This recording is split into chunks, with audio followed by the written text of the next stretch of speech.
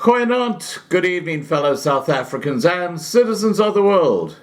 And I just want to discuss something that people haven't realized, but it really sticks out like a shag on a rock. And that is the complete dereliction of duty by the mainstream media in South Africa. Last Tuesday, we had that huge protest by hundreds, some say thousands, of farmers at Senekal over the horrific murder of that young Brendan Horner, the farmer, the farm manager. And SATV didn't even bother to send a crew out. Enka didn't send a crew out. The only coverage of what happened in Senekal was through alternative media channels like this one. Basically, it's a dereliction of their duty because something very major was happening. There were a lot of people concerned, and they just looked the other way. They snubbed it, didn't they? Until someone was arrested and the suggestion was made that the farmers had been violent, they'd been well armed, they'd stormed into the courthouse because they wanted to confront the two murderers. Now, a lot of that was BS because their reporters hadn't been there on the ground. They just took what News 24 said as gospel, and of course News 24 is fake news, let's face it. So you've now got the other mainstream media parroting what is said by one newspaper. And the reason I'm saying it's fake news is because I have had so many people who were there at Senekal contact me and say, hey, that never happened. I was there. They weren't.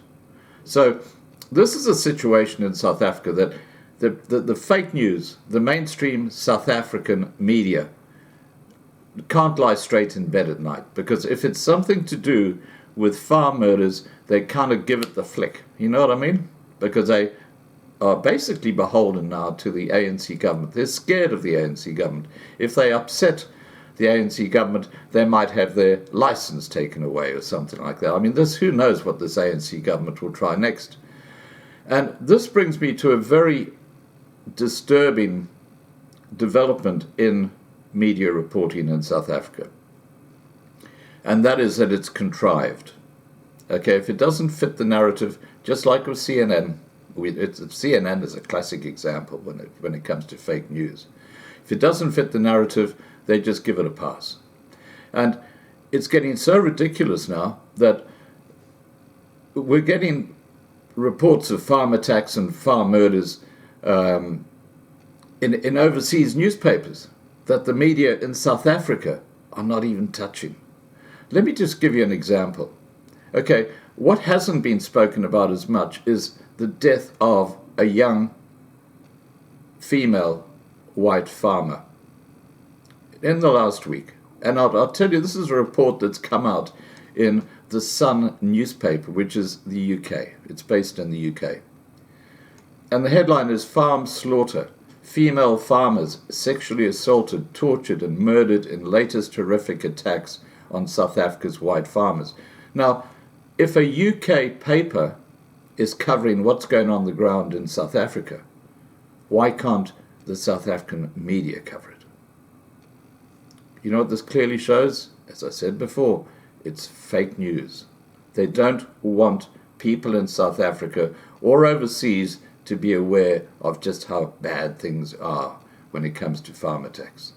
Let me just read you this report by the Sun. And it says, a female farm manager was sexually assaulted and strangled by two gunmen at her farm in South Africa. Now, this report is dated the 5th of October, so it's a couple of days old. Let's just get that straight.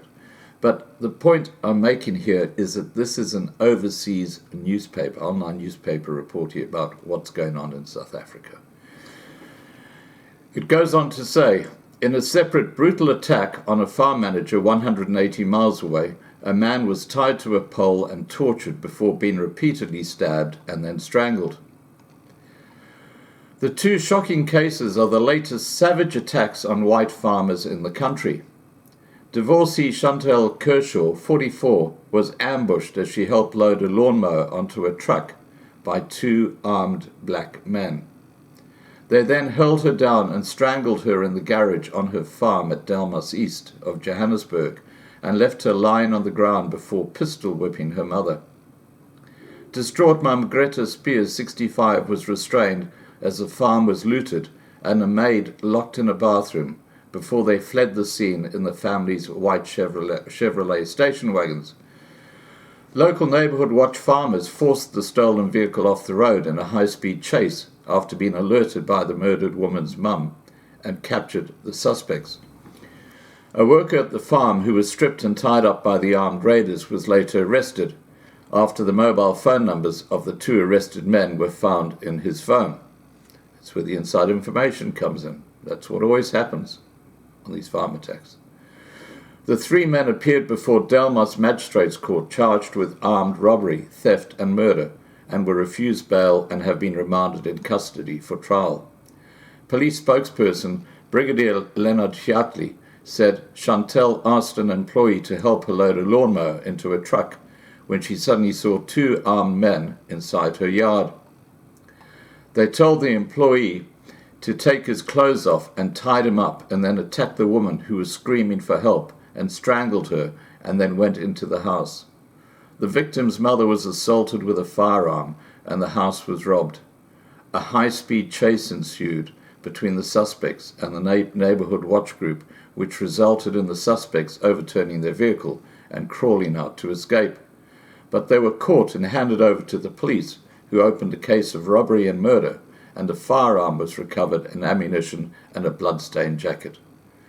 In a separate murder, farm manager Brendan Horner, 21, was attacked and brutally tortured before being stabbed 3 times and strangled after being strung up from a pole. The horrific attack happened at the derelict farm in Paul Rue in Free State Province, 180 miles away from the earlier murder, and he was said to have gone through a horrific ordeal. Police spokesperson Brigadier Montasi Makeli said Brendan failed to arrive home after finishing work and was reported missing and was found at 6 a.m. the next day. He had been murdered. Now, we're obviously covering the Brendan Horner case very closely, especially as there is such a huge response to what happened in Senegal. It goes on to say, his blood-soaked body showed horrific signs of torture and multiple stabbings, and a knife was found nearby on his cap, and he was found strung up to a pole and declared dead. 2 men have been arrested and charged with murder and are due in court tomorrow. Gilly Skeepers, who owns the farm where Brendan was murdered, said, "He worked for me for a year before he was brutally murdered, but this is sensitive and I'm not commenting." Agricultural strategist Dr. Jaco de Villiers has described the latest murder as part of a war against food production in the country and said that his murder was slaughter. Now, let's remember Sunday night we're going to be talking about the spiritual war that's taking place around the world, but also in South Africa. And what you're seeing here is evil, sheer evil. But why are these people so evil? Now, let's remember that most farm attacks are preceded by those who are embarking on the attack seeing a witch doctor. Yeah, seeing a witch doctor, which is like seeing Satan himself. This is why we're having this discussion on Sunday night. Anyway, Jaco de Villiers said, "How do you murder someone and hang him on a pole for everyone to see?" This was a clear message to all farmers. Farm killings have to stop right now. Dr. Jane Bay's safety and risk analysis of Free State agriculture told the paper, "The senseless killings cannot be allowed with the brutality in which they are executed. It is not clear what the motives for this murder is. There cannot be any justification for killing a person who provides food security. Something has to be done to stop it." Pressure group Agri-SA said that on average, a farm where a farmer is violently attacked will be abandoned for up to 5 years until someone takes it on and restarts production. Do you get that? The farmers vacate the farm, those who are left behind. And who can blame them when you consider the horrific nature of these attacks? And there's clear evidence that the ANC and the EFF, elements within the ANC and the EFF, are involved directly in training these thugs. This is much, much deeper than just some little crime. This runs out a lot deeper. Agri-SA said that dozens of workers and dependents will be losing their livelihoods as a result of farm attacks. AfriForum spokesman Marius Miller, who speaks for the civil rights organisation protecting minority groups in South Africa, said that the farmers need better police protection. He said, "This is yet another dark day in the history of South Africa for farmers and those with small holdings, and the murder of these two farmers was totally unnecessary. They were both premeditated and horrific attacks on innocent farmers who looked after and cared for their workers and whose jobs may now be put in jeopardy by these murders. Each day in South Africa, an average of 60 people are murdered, and although the number of farmers killed average 75 a year, their deaths are usually horrific and brutal. Their killers often torture their victims and rape the female members in the house before finally murdering their victims." And I need to add to that this is how degrading this is by these monsters, these savages. Calling them animals is too nice a word. These are degraded humans. They're savages. They're friggin' savages. And the thing that really riles me,